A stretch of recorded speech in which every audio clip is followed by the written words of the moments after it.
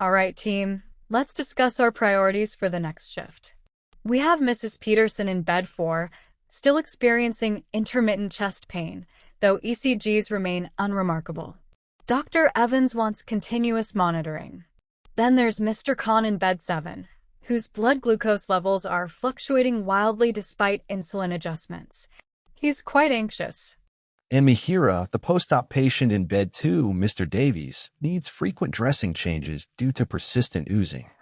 Indeed, Sarah. However, our immediate focus, and the reason I've called this huddle, is the new admission Mr. Jenkins in bed 1. He presented with severe dehydration and a history of recent falls. While his initial vitals are stable, the doctor is concerned about his cognitive status. He's disoriented and combative, which is unusual for him based on his family's report. We need to implement enhanced observation immediately, focusing on his neurological state and fluid balance, while carefully escalating any changes.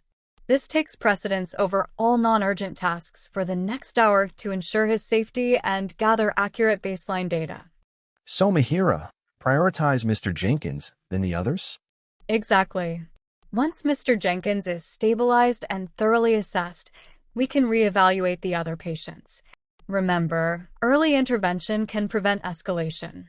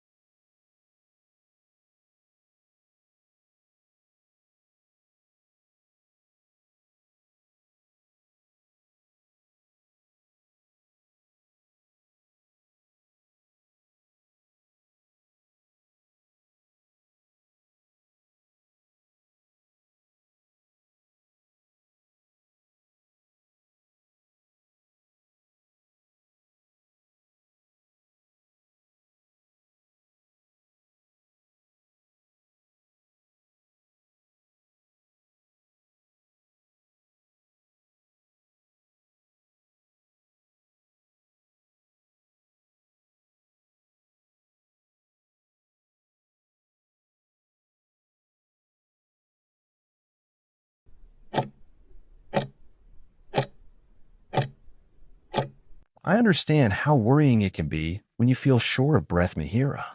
That tightness or the feeling that you can't get enough air can be frightening, but please know that there are many possible reasons for it and a clear path forward to help you feel better. Often, breathlessness is linked to common conditions that can be managed. For someone with asthma, it could be a sign that the condition needs better control or that you've encountered a trigger. Sometimes a simple chest infection or bronchitis is the cause, as your body works hard to clear it. It's also important to consider that our hearts and emotions play a significant role.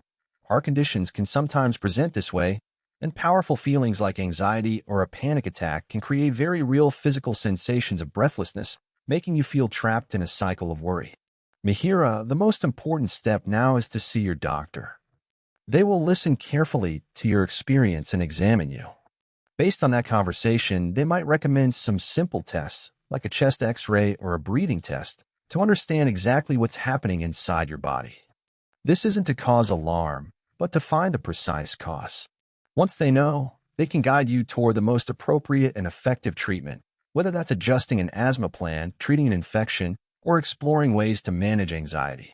Your breath is your life, and addressing this is a proactive and caring step toward reclaiming your comfort and peace of mind. You don't have to navigate this feeling alone.